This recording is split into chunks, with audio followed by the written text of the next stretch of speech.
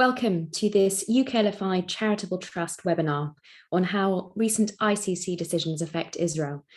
Now, our audience will be familiar from previous webinars with the current investigation by the ICC into what has been termed the situation in Palestine. This was formally opened by the previous prosecutor, Fatou Bensouda, in March of this year. Now, while there may have not been any developments in that case since March, last week, on the 9th of December, the current prosecutor at the ICC, Karim Khan, indicated at a press conference that he would be reviewing all his files. Now, his office is currently investigating 16 cases with a further 11 matters at the preliminary examination stage. When challenged specifically on the investigation pertaining to Israel by Joshua Rosenberg QC last week, Prosecutor Khan stated there would not be any predetermination, but that he would, of course, only go forward in cases that have a realistic prospect of conviction. Well, to discuss latest developments at the court, it's my pleasure to introduce Arthur Traldi. He is the Senior Counsel at Louis D. Brandeis Center for Human Rights Under Law, a Senior Fellow with the Tech, Law and Security Program at American University, Washington College of Law, and a senior consultant with LexPac Global Services, where he focuses on issues related to international criminal justice and the rule of law. Arthur served as a prosecutor at the International Criminal Tribunal for the former Yugoslavia, litigating cases involving charges of genocide, crimes against humanity, and violations of the law of armed conflict. And in 2020, together with Richard Heidemann and Joseph Tippegraph, he filed submissions on behalf of the Israel Forever Foundation as an amicus curiae in the situation in Palestine at the International Criminal Court. He regularly publishes on issues in international humanitarian law and international human rights law. Ladies and gentlemen, please put your questions into the Q&A function for the discussion that we'll be having later. But first, Arthur Traldi, it is a pleasure to have you with us to speak about some of these recent developments. Welcome. Thanks, Natasha, and thanks to you and Jonathan and UKLFI for having me. It's an honor to be here with all of you today, and a particular honor to see friends and colleagues in the audience. I'm going to set a couple of lawyerly caveats before I dive in. First, that I'm here today to discuss the ICC process, so I'm not going to get into the Human Rights Council or CERD or ICJ or any domestic litigation. Second, there's a lot of uncertainty about what will happen next for investigative, institutional, and diplomatic reasons that I'll go into. We're reading tea leaves. So when the slide says, the introductory slide said, how these decisions affect Israel, read how they may affect Israel and in all capital letters. Third, I'm speaking for myself and not anyone I do or have worked for. I'm honored to be here today with UKLFI, to be working for the Brandeis Center team and to have represented the Israel Forever Foundation at an earlier stage of this litigation. But today what you're getting is my own analysis for whatever that's worth. With those out of the way, Natasha did an excellent job, I thought, setting the table on where we are in this investigation. I think there are a small number of facts about the previous litigation that I wanted to emphasize. And the first is, as a reminder, that the ICC is a treaty-based court. Israel is not a member. It's not a state party to the Rome Statute, the treaty establishing the court. And that means that under the Rome Statute, Israeli nationals are only subject to ICC jurisdiction if they commit crimes on the territory of a state which has accepted the jurisdiction of the court, or in the context of a situation which the Security Council refers to the court, unless they're dual nationals and also a national of a state party. Otherwise, whether they committed a crime or not, the ICC doesn't have jurisdiction over them.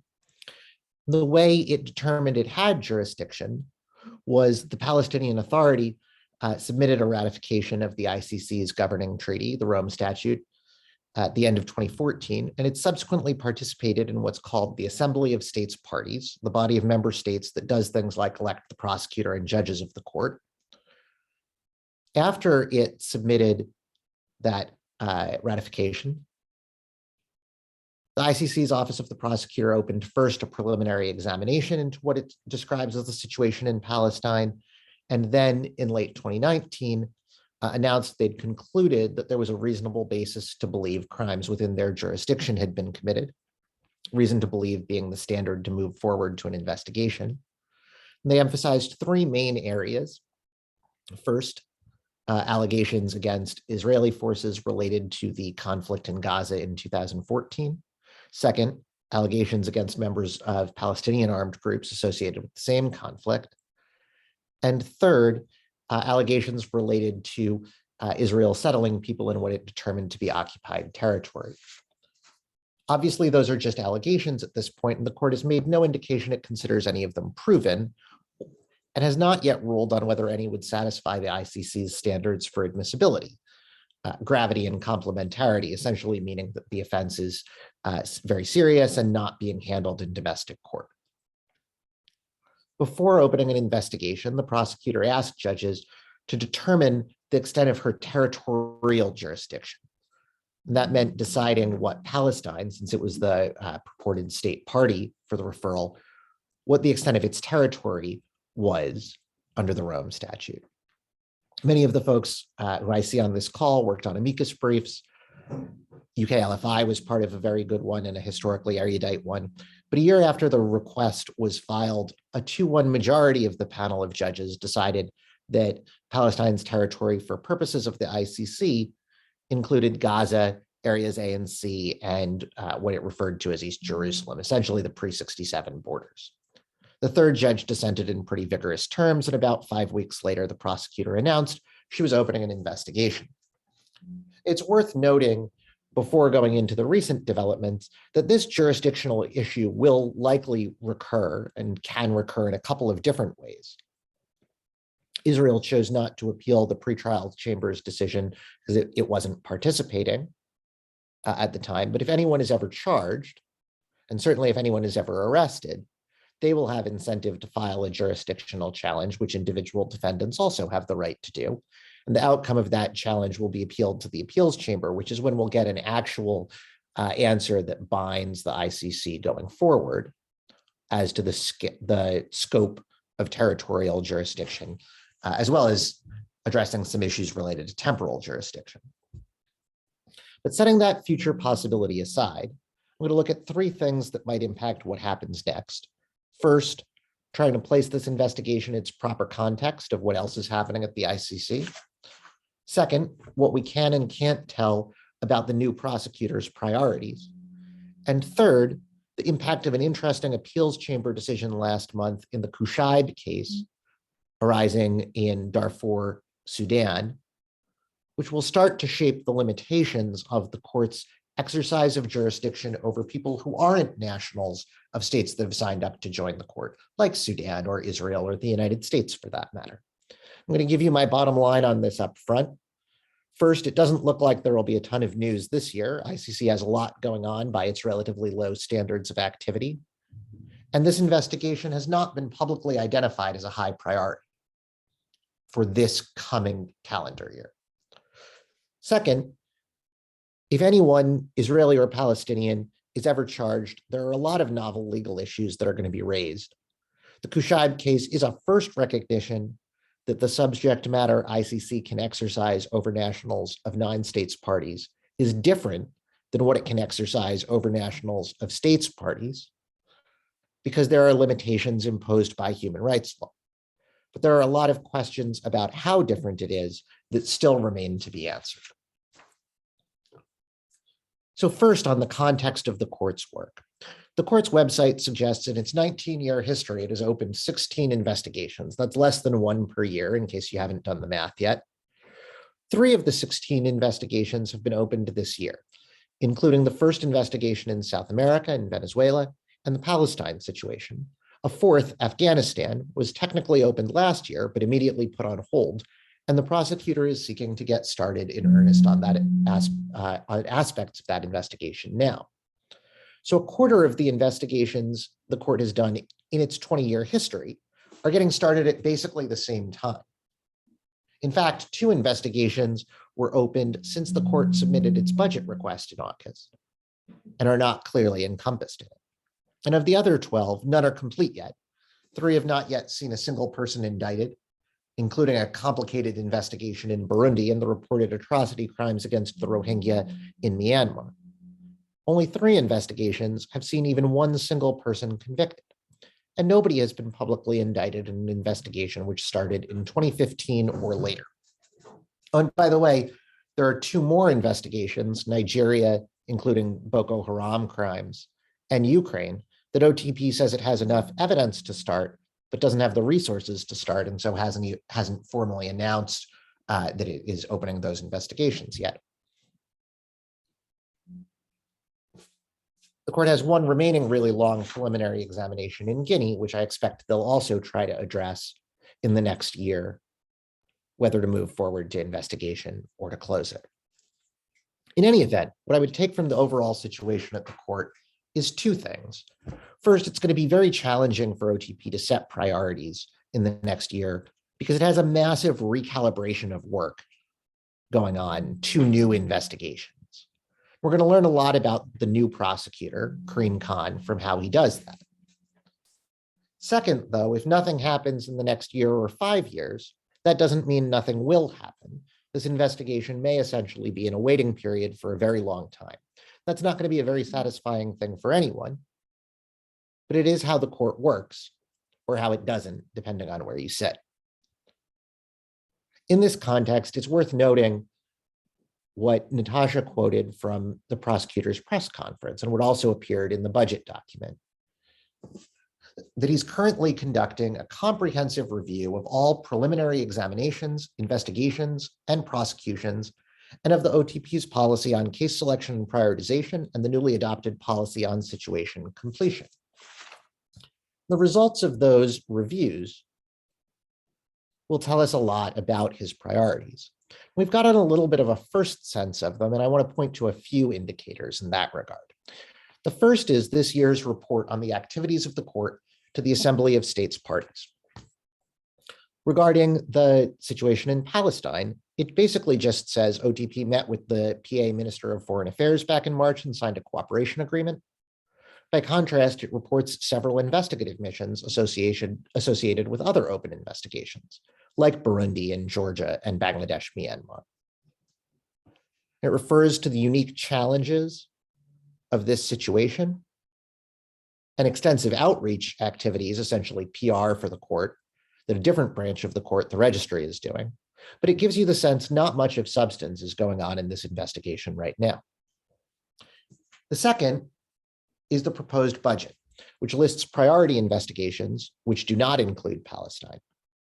The priorities, the top priorities, have cases in trial or pretrial, Mali, Darfur, and the Central African Republic. The next group that it refers to will have investigative activities, Burundi, Bangladesh, Myanmar, the Rohingya investigation, Cote d'Ivoire, Darfur, Georgia, and Libya. And then in the next category, what it refers to as the planning stage are Palestine and Afghanistan. I should note in this context that other aspects of the court have requested increases in their budgets this year related to the Palestine investigation, including for a stakeholder meeting by the Public Interest and Outreach section, where the budget reflects a request for Arabic interpreters, but not for Hebrew interpreters. And the victims' participation section, which has been more active in this situation than in other pre-trial or pre-investigation situations, has also requested more funding related to Palestine. So those kind of public relations, more diplomatic or outreach branches of the court will likely be doing work in this situation in the next year. The budget reportedly assigned to the Palestine situation for the court as a whole is nonetheless smaller than for any other active investigation in the budget request. The third thing I'd say tells us something about the new prosecutor's priorities is that he's doing a review at all of the situations, which means he's looking to do things differently. And he's adopted a model which will be familiar to UK and US criminal lawyers, requiring his senior trial attorneys to sign certifications that there's a reasonable prospect of conviction before proceeding with the case. For both practical and legal reasons, that may be particularly difficult in a situation focusing on the conduct of nationals of non-states parties. And the fourth is Afghanistan. In Afghanistan, the investigation had been put on hold because the Afghan government requested that after it was ordered, saying they were going to handle the cases themselves, and they have a right to do that under the Rome Statute. Now, what gets most of the public attention in the Afghanistan investigation is allegations against Americans, which are similar in kind and quantity to the allegations against members of British forces from what was referred to as the Iraq-UK preliminary examination, one that did not move forward to an investigation. But OTP's request for authorization to investigate in Afghanistan referenced 17,000 civilians allegedly killed by the Taliban, as well as several dozen allegations of cruel treatment of detainees by Americans. The investigation was delayed because the government said it would do the cases themselves. And OTP now says, with the change in at least the de facto authorities in Afghanistan, that it can tell that there's no prospect cases against Taliban members will be done anytime soon in Afghanistan. And so Khan asked to reopen the investigation just for now into the Taliban and ISIS, knowing he'd get accused of letting the US off the hook, but also knowing those were the gravest alleged crimes in the situation. Those things add up to a lot of uncertainty in the medium and long term. We'd need to know Khan's own view on how, for instance, the Palestine situation compares to the Rohingya situation or Burundi or Georgia to really predict what he'll want to do in a situation where he has too many investigations, probably, for the number of lawyers that he has, and where the statute and common sense say the comparative gravity of those situations is really essential to assessing what to do first when you can't do everything at the same time.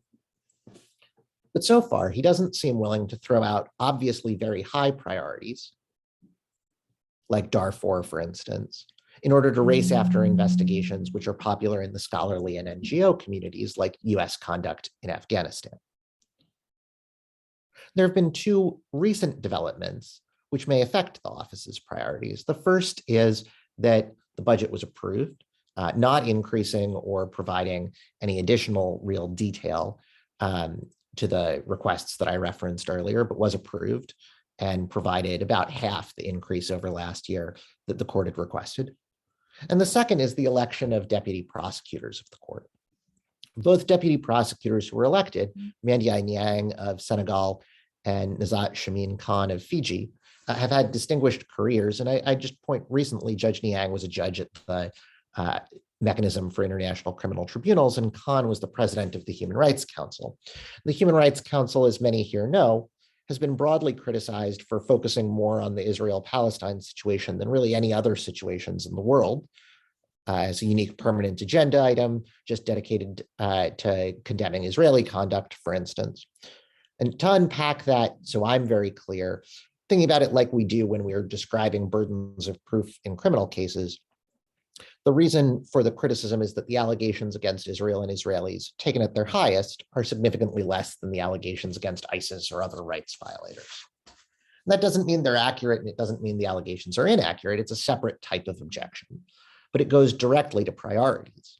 And as such, it'll be worth monitoring whether the new deputy prosecutor pushes the ICC in a similar direction in terms of its priorities, when OTP does have ongoing cases in pretrial and a trial that might demand immediate attention in order to be handled properly.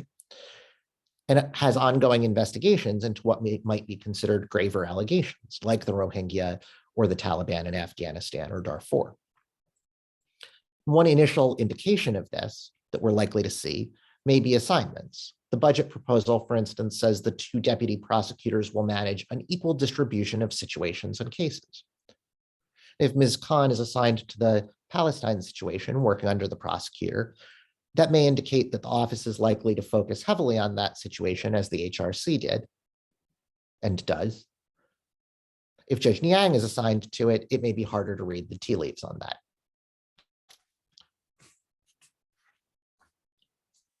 The last thing I'm going to talk about is the most pure legal issue that I'm going to address. This decision in the Kushayb case on the defense's jurisdictional objection to the court's exercise of authority over its client. I want to be clear that in my view, this decision is a big deal for this investigation, and indeed for the court generally and the structure of international law. It's likely the most important and broadly important topic that I'll address today. For background, Kushayb is charged with being a senior Janjaweed leader during the atrocities in the Darfur region of Sudan almost 20 years ago. In confirming the charges, the pretrial chamber found evidence that he was commander of commanders, or was referred to that way, in the Wadi Sali and Mukjar regions of Darfur. They found evidence that a variety of crimes under the statute were relevant, including the execution of dozens of prisoners in Mukjar and dozens more in a place called Delig. Apologies for my pronunciation on those, if anybody is more expert in it. Those are, of course, only findings that there's enough evidence to go to trial, and he retains the presumption of innocence. They're clearly very serious allegations. The Kushayb defense raised 4 issues in front of the appeals chamber.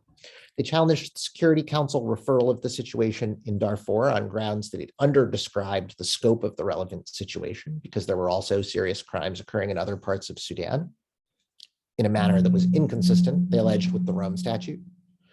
They alleged that the referral impermissibly constituted what we would call in US law an unfunded mandate, because the Security Council wasn't paying for it itself. And they argued that the referral was essentially revoked by the end of the UN African Union peacekeeping mission in 2020.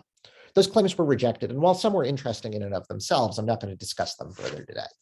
The 4th claim, the big one, is that the referral risked violating Kushayb's human rights by subjecting him to law that he wasn't on notice of at the time of the conduct in question, because Sudan wasn't an ICC member, and the Rome Statute wouldn't clearly have bound Sudanese nationals acting on Sudanese territory where it had not been adopted by their government at the time.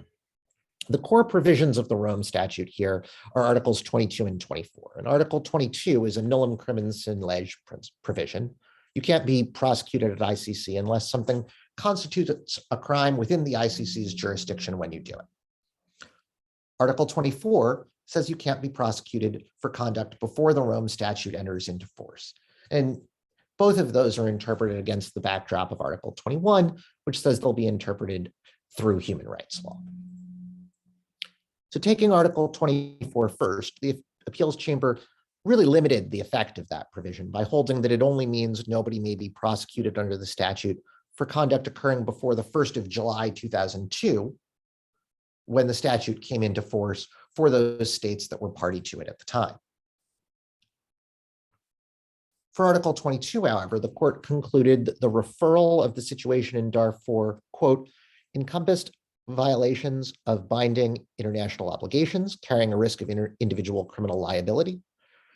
They concluded, though, that a court may exercise jurisdiction only over an individual who could have reasonably expected to face prosecution under national or international law, noting that aside from the Article 22 restrictions, this is a very important norm of international human rights law, and citing folks who've argued that it has a jus cogens character.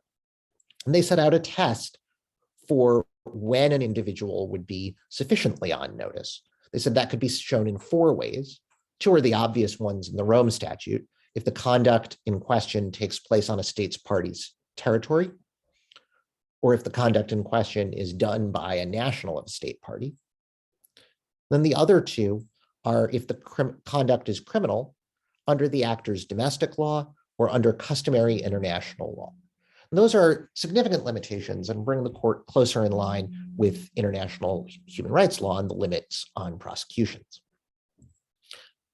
In the Palestine situation, those limitations clearly apply to the 2014 Gaza conflict, the subject of 2 of the 3 categories of allegations that I mentioned earlier the prosecutor had found she had jurisdiction over. ICC would have jurisdiction only over allegations that were criminalized under customary international law at the time of the conflict at a maximum, because of course something would also have to be a crime under the Rome Statute. So there's a dual criminality requirement there. And what that means is if a state, for instance, is party to the cluster bomb convention, but cluster bombs aren't banned under the Rome Statute, the ICC still can't prosecute someone for using them, though their use may help support other charges. The decision also raises additional questions, some for all non-state cases, and some specific to the situation in Palestine. Whether the appeals chamber interpretation of Article 24 will hold up, whether that'll be followed as good law in the future, that it has very little impact beyond ruling out cases, no impact beyond ruling out cases before July of 2002.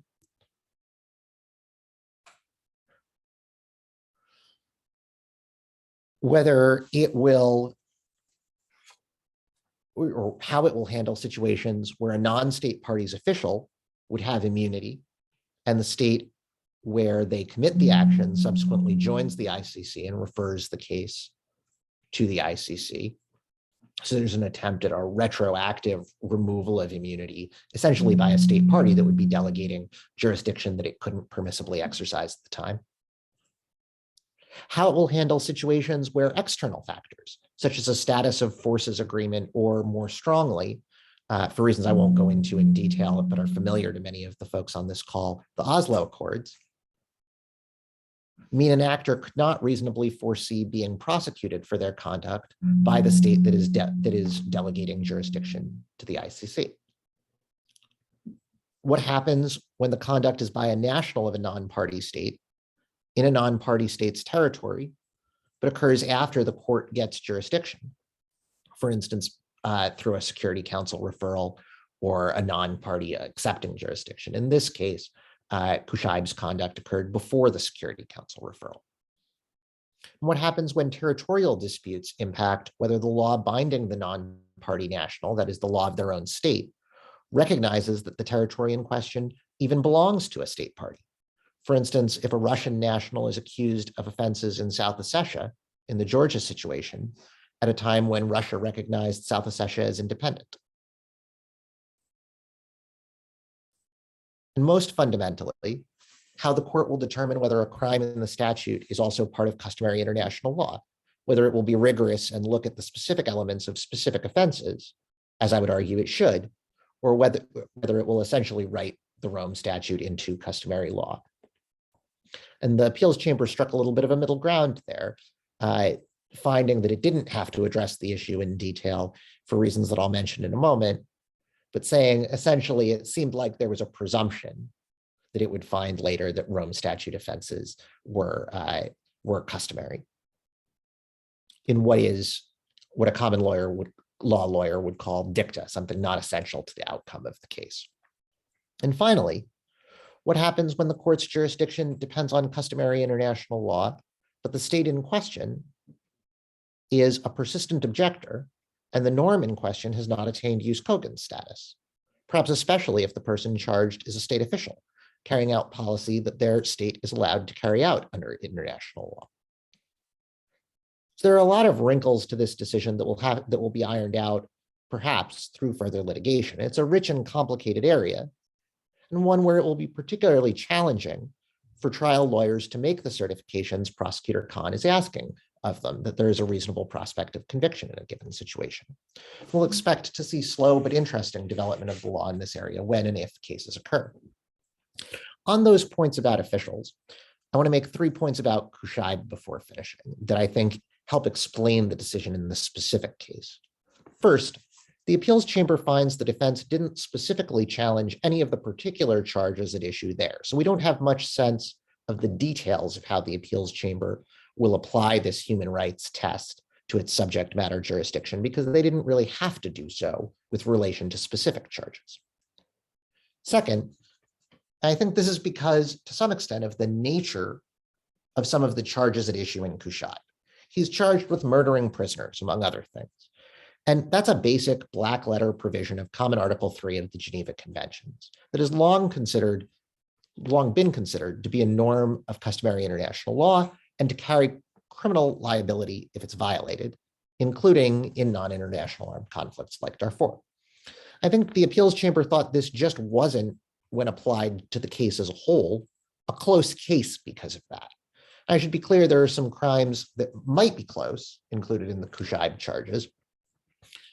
For instance, there's a dispute over whether the Rome Statute includes all the elements of the crime of torture that are included in customary international law. But applying it to the case as a whole, If any of the charges clearly satisfied the customary international law test, then the defense appeal, if it was not particularized as the appeals chamber found, would be rejected. If, I would say, if specific challenges are eventually filed, Kushayb would likely have the right to benefit from the more lenient version of the rule and the one that was applicable to him at the time of his conduct. So any discrepancy between the Rome Statute and customary international law would likely require for torture, including those additional requirements that scholars have argued are left out of the Rome Statute. And third, Kushayb's own position works interestingly in the decision. Because of the Bashir decision, because this is a common Article 3 offense, the court didn't consider whether he might be immune.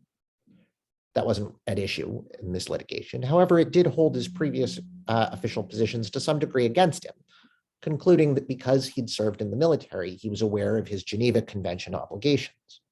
And the fact that they cited those portions suggests something of a personalized subjective approach to the foreseeability test that would apply differently to differently situated accused persons and really involve an individualized subjective understanding of what information was available to them and what they could discern about how and where they might be held responsible for particular conduct. All right, so bottom line again, this time at the bottom, it's very likely nothing will happen fast. What will happen eventually and when, if it does happen, depends on hard choices about prioritization that the new prosecutor will have to make and occurs in the context of a legal landscape that is now more limiting for the prosecution of non-party nationals than it was before Kushayb was handed down about a month and a half ago. With that, I'll thank you for your attention and turn it over to Natasha to relay your questions. Arthur, thank you very much indeed. There is a lot to unpack in that. We've already had questions being posed. A few of the participants have their hands raised. If I could encourage you all to put your questions into the Q&A section, I'd be very grateful. If I could perhaps start just picking up on your discussion of Kushayb and the clear implications for nationals of non-state parties. I'd like to ask about the possible implications from the Bangladesh-Myanmar case for non-state parties. Like Israel, Myanmar is not a state party to the ICC, but Bangladesh is. And following hundreds of thousands of Rohingya fleeing Myanmar, crossing the border into Bangladesh, it's been suggested by some academics and lawyers that these individuals, where they wish to return, don't feel safe in doing so, and the effects of their being prevented from returning are being felt in Bangladesh. And on that basis, the ICC is considering the question of whether the inability of the Rohingya community to return to their homes in Myanmar falls within the jurisdiction of the court. Of course, in that context, the discussion has in fact used the term right of return. So I wondered if you had any thoughts on the developments in that case and whether that might be adding additional strands to a potential development in the investigation with respect to a situation in Palestine. That's an interesting question. And I want to distinguish between what I think is a novel issue that Natasha asks about and the previous Bangladesh-Myanmar decision that triggered the investigation, which took a very different approach and focused on the crime of displacement, said that was just completed when somebody gets to Bangladesh. So there's an element of the crime that occurs in the territory of a state party, and essentially we're done. And that's a different situation in that, different from Israel-Palestine, in that there's no real dispute about where the border of Bangladesh and Myanmar is that I'm aware of. There was certainly none raised in the litigation. There's just a question about how many of the elements of an offense need to be committed in the territory of a state party in order for the conduct to occur in the territory of a state party. On the narrower right of return issue, I think that's an interesting question, and I think it is a great place to track what the Office of the Prosecutor actually does and says about that, to the extent that it's able to find persecution on the basis of a denial of a right of return. That'd be a pretty novel, I think, legal theory. I think it's unlikely that in the next, say, 3 years, we'll have a resolution of a case with a meaningful decision on whether that can serve as the factual basis for persecution under international law. But we'll see what OTP thinks of what, as you said, is a new scholarly theory in that situation. And we'll see it perhaps first from whether they pursue it in Bangladesh and Myanmar. And so in that regard, we'll be able to read some tea leaves about Israel-Palestine, I think, from it. Closely monitoring it as ever. Great. We have a question from a very distinguished lawyer in the UK who asks if there is scope to write to the new Chief Prosecutor, Karim Khan, to at least ensure that he actually sees in the course of his review such materials as we think he should consider. Now, I think that came in the context of your discussion of Karim Khan's review of all of the cases that are currently on the court docket and the consideration, as you've described, of reasonable prospects of securing convictions in them. Yes, there is. The court can receive materials under Article 15. It's received communications under Article 15 from, I think fair to say, lawyers representing pro-Palestinian groups, as well as lawyers opposed to the investigation and representing groups opposed to the investigation. I'd single out a couple of interesting communications that British barristers I know have submitted, Josh Kern and Stephen Kay, as well as Dove Jacobs, about the legal issues related to the exercise of jurisdiction over non-states parties, and in Dove's case about the evaluation of certain types of evidence. So there's plenty of scope for that, and it's something that's actively being done, perhaps a little bit more commonly in this situation than in many others. And especially with the media and academic coverage of the investigation into what has been termed the situation in Palestine and some of the criticisms of it that you outlined at the start of your remarks, would you say there is any sense of caution at the court, or any that we're able to discern, over the perceived politicization of the court, in particular with respect to the leaps on jurisdiction in that case? In your assessment, do those issues feed into the anticipated review? I think the fact that the review is general, that it applies to all situations and cases, makes it a little bit hard to read the tea leaves about why they're doing it for an individual one. I think there are plenty of reasons for the prosecutor to have conducted a systemic review on coming into office. So it was a little bit overdetermined that way. Among them, first, basic professional responsibility, right? He's taking over all of these situations and case files and wants to satisfy himself that he's ethically able to go forward in all of them because he's a lawyer with those ethical requirements. Second, though, the office had a bit of a tough couple of years in terms of courtroom outcomes, leading up at least to the Ntaganda and Ongwen convictions in the last year or so. But Bemba, for instance, and the collapse of the Kenya cases had raised real concerns about the cases that the office was taking to trial. And so I think the review genuinely is about systemically ensuring that they're applying the right standards. And a question from slightly further afield, they ask, is it possible or likely that the prosecutor could simply decide to close the investigation into Israel at the end of his review? Again, you're being asked to read the tea leaves, Arthur. Possible, maybe. And in this regard, it's a little bit hard to tell when the ICC decides something is actually closed. And we can see, for instance, references when a new atrocity is committed in Libya, for instance. They remind us that an investigation that was into conduct by the Gaddafi regime in 2011, that it's technically framed in a way that it can capture this new conduct as well. There was some litigation, and I'm afraid I don't recall the details, over closing one of the preliminary examinations a couple of years ago and the Office of the Prosecutor basically wanted to really truly close it. And the pretrial chamber said, well, you might get new information, and so it's not really closed. So the law on what closing means is a little bit unsettled. That said, in terms of effectively saying this is one we're not going forward on at the moment, this is one we're deprioritizing, I think that's possible.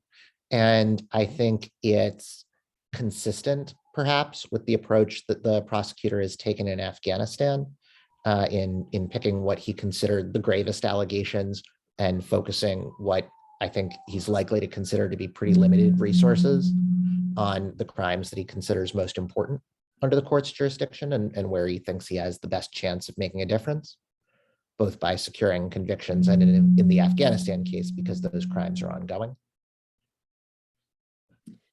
There's a very long question which I'm going to seek to summarize. Great. I hope they'll forgive me, but essentially it goes to some of the fundamental questions on the jurisdiction with respect to the investigation, the situation in Palestine, looking at Article 17(1)(a) and (b), and the questions which have to be asked as to ongoing investigations or prosecutions, and whether there have been past investigations, and whether the state within the state comprising the jurisdiction has decided not to prosecute questions relating to these issues. The question essentially, I think, is asking how it is that this investigation could have proceeded, where these issues haven't necessarily been properly grappled with by the court. And if perhaps I can add to that to say, do you anticipate, the questions of, for the sake of argument, Israel having reviewed matters with respect to the Military Advocate General and taken steps within its own jurisdiction, of course, being possessed of a very robust judicial system? Do you anticipate those questions being considered alongside the broader jurisdictional questions as the case progresses? Okay, so first, yes. Second, thanks for the question. And the core issue here, I'd say, is the very general definition of situations in the International Criminal Court. For instance, the situation in the United Kingdom from December 15th, 2021 onwards. And that could, even if the investigation was triggered, that is, the prosecution had initially found it had reason to believe that the crimes in the UK from December 15, 2021 onward were committed only by one party, it could grow without a new application of the reason to believe standard or new litigation to encompass unrelated actions taken by unrelated parties. And so we don't see necessarily a rigorous application of the admissibility tests to individual allegations or individual streams of allegations at the stage that we're at now. Only really after this when something would come up for trial. In this situation, I think we did see, and the way that applies to this situation is, I think we did see that the prosecutor, in requesting a ruling on jurisdiction and saying she'd found reason to believe that allegations within the jurisdiction of the court or crimes within the jurisdiction of the court had been committed, we saw her say, as to the 2014 allegations against members of the IDF, I'm aware there are Israeli proceedings. I'm going to monitor those. However, that wasn't dispositive for the situation as a whole and didn't require postponing it, in her view, because there were other allegations, such as the allegations against Palestinian armed groups in 2014, that she found there were no domestic proceedings about. So admissibility didn't bar, complementarity rather, didn't bar the situation as a whole from moving forward. And so there was no detailed discussion of how it was being applied to different streams that fall within the situation. And the follow-up to that is whether the ICC appeal chamber itself, that the quote here is stating that to do otherwise, so to do otherwise than to follow the sequential assessments under Article 17, 1A and B. The quote from the ICC appeal chamber is to do otherwise would put the cart before the horse. From the Katanga appeal. I don't know if you're familiar with the court's ruling in that. The questioner asks whether you think that that procedure and not putting the cart before the horse has also been respected in the situation in Palestine, in the jurisdictional ruling. Yeah, so I think the first distinction I'd draw is between jurisdictional and admissibility questions. So what happened here was not that the prosecutor was doing a proprio motu investigation. So she didn't need to seek authorization to go from the preliminary examination stage to the investigation stage. Instead, as she had in Bangladesh, Myanmar, she was requesting solely a jurisdictional ruling. So I think what I'd say is, at least as it applies to litigation, this procedure hasn't been engaged in at all, the complementarity and admissibility procedure. As it applies to the prosecutor's own analysis, I think we have limited information, but I think they are putting it in what's a colloquially persuasive way anyway, in the request that as to focus on the alleged Palestinian acts in 2014, I think they said they had seen no indication of any relevant domestic proceedings. And from a common sense perspective, I think that might answer the complementarity question as to that subcategory of allegations. On that subcategory of allegations, we're also asked, what about the alleged crimes of Hamas? It's clear that the media focus has not necessarily been as much on those. So the question asks, is there a kind of double standard with respect to the majority of scholars and academics in looking at the various aspects of this investigation? Yeah, I think certainly there's been a heightened emphasis on allegations against one party, and that's why I tried to set out clearly what the prosecutor had actually said.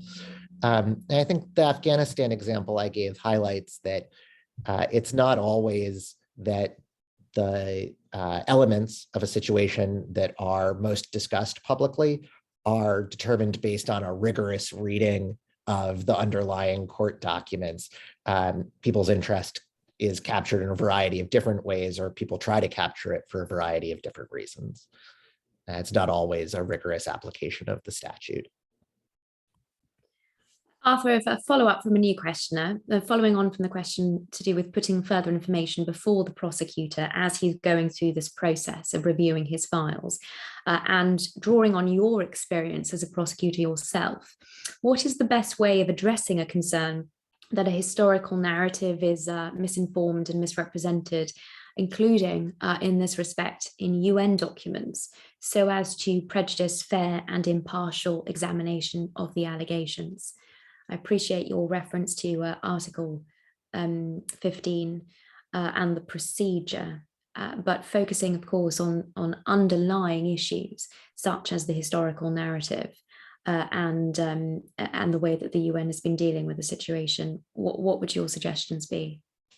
So I think litigating historical issues in trials like this is really complicated, and it's important to have a rigorous sense going in of what you think is the relevance of the historical issue to the legal issues that are being adjudicated. For instance, a prosecutor would be very unlikely to say, well, if I understand the history of the 1920s or 1930s differently than I had earlier, they'd be unlikely to say that changed whether a particular targeting decision, for instance, constituted an indiscriminate attack under international law. And so it would have to be clear to them what that meant, what it applied to, whether it meant that the persuasive value, to whatever extent they have any, of General Assembly resolutions was limited, because of course those don't make international law, or whether it meant that there were sources of potential evidence that they should look at differently, or whether it meant that whether it affected the territorial decisions that they would have to make. But it's really important to have a clear sense of that yourself and make it clear up front, because otherwise it may be that it's not clear to them what the relevance to the legal issues that they're dealing with is. And if that's the case, then it may be something that doesn't get the attention it deserves. A further question here. Since many ICC true believers view the problem as too many cases and not enough resources, are you aware of any serious efforts to increase funding, either for the court or the prosecutor's office? So I think I'd answer that in two ways. First is to say there's been some small increase this year, though less than the court requested. And second, to say both the fact that it's small and the fact that it's less than the court requested, which means the Assembly of States Parties is pushing back a little bit on the initial request, reflect that there's not an intention to increase the budget in a way that would enable the court to do, say, 150 cases in each situation that it has jurisdiction over, which would parallel for each given situation the work, for instance, of the ICCY. That would require an exponential, probably, increase in budget and a new building. The ICC building includes 3 courtrooms that instead included hundreds of courtrooms. And there's no reasonable prospect of that happening. So I think small increases are likely. We saw one this year, but I don't think that will change the need for the prosecutor's office to make really difficult decisions about prioritization in situations, many of which, again, the Rohingya, the Taliban situation, Darfur, include incredibly grave allegations that really demand real teams, serious amounts of time and skilled attention from people experienced in this field.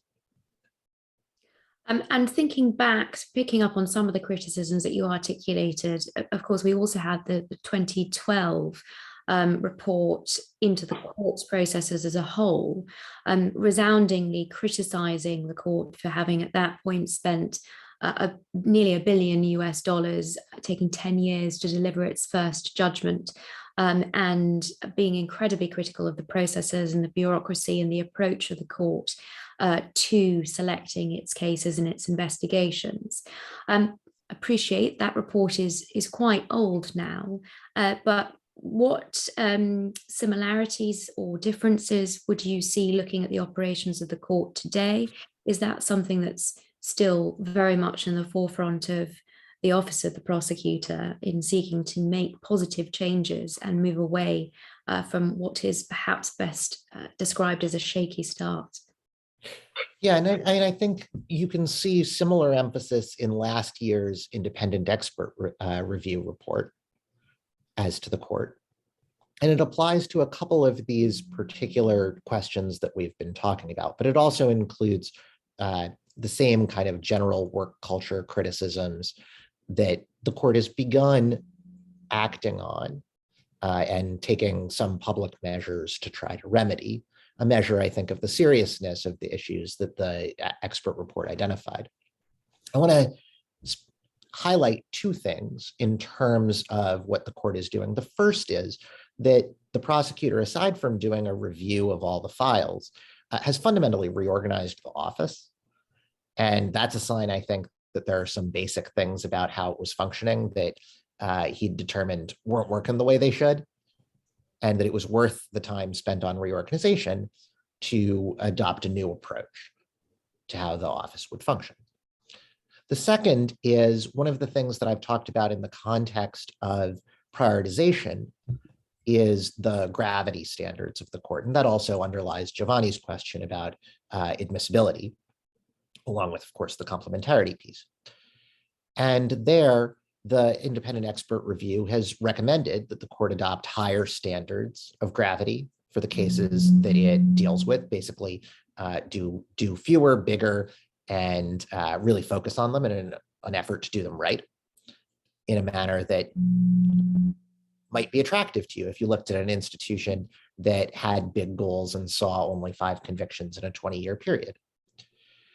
OTP has pointed out in its response to the report that there are some limitations imposed on it by the court's jurisprudence, which has essentially said, the judges have essentially said, there's a strong presumption that if there's any crime under the statute that's been shown, then you go forward to investigate it. And when I say shown, that there's evidence of any crime under the statute, that you go forward to investigate it to resolve those doubts. And it's exceptional cases that don't meet the gravity standard. And I think it's the judges who would have to respond in their jurisprudence to that particular recommendation, and would have to come back a little bit, I think, towards the focus of the preamble of the statute, the most serious crimes of concern to humankind, and apply the gravity requirement as a result a little bit more strictly. Well, picking up on that issue, on the reports, and also on the involvement in states parties, that the question here that's been raised has been answered to an extent already, whether there is some sort of body that supervises the ICC, or someone or something the ICC needs to answer to. Is it fair to say that there are a number of bodies that fulfill that potential role on the basis of your description? Yeah, and I think I'd single out the Assembly of States Parties and the independent oversight mechanism. And I'd note, I think, and I'd add in some instances, the United Nations Security Council in limited ways, one of which I'm going to highlight. The thing I was going to point out is that, of course, there's oversight, but those institutions aren't empowered to tell the judges what decision they have to issue in a particular case or anything like that. The judges remain independent, as you would expect in terms of basic professional standards.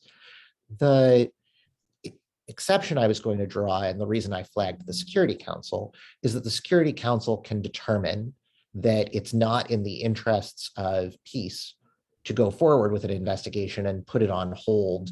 And I think they have to recertify it annually to put an investigation on hold. But there's a provision in the statute that allows them to do so. The last couple of minutes, I want to pose you the can of worms question. One individual asks, and this takes us back to our discussion of Bangladesh, Myanmar, and the issue of the right of return. The question is, if the principle of right of return were established, would it not also have to apply to Jewish refugees from Muslim lands, as well as the millions of Hindus and Muslims at the partition of India, Greeks and Turks and Cyprus? Would it not open a whole can of worms? And if I can perhaps supplement that question with a query as to whether the court is perhaps in the best position to be dealing with issues of that nature, which undoubtedly may also be somewhat more political than appropriate for the ICC to be grappling with in this instance.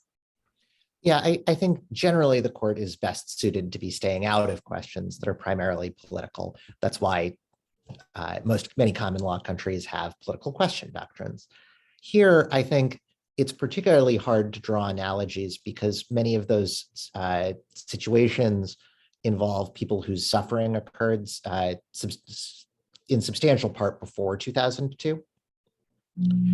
And so it would be hard to draw analogies to situations where folks were successfully resettled before 2002. Perhaps there would be property claims that you could allege were a form of persecution. But it'd be a lot trickier than in something where people continue to have status like the displaced Rohingya in Bangladesh. Well, on that note, we'll continue to be closely watching the developments at the International Criminal Court. Thank you so much for giving us a really strong impression and indication, I think, of how other cases and extraneous issues are inevitably going to impact the thinking of the court, the prosecutor, and of various interested parties in the investigation and the situation in Palestine. Arthur, it's been an absolute pleasure to have you with us. The discussion has been invaluable, I know, for a number of individuals who've been writing into the chat to thank you. And I know that we'll have an awful lot to talk and think about in the not too distant future as we watch how things develop in 2022. So thank you very much for joining us. Thank you for having me, and thanks to everyone for the questions. See you next time.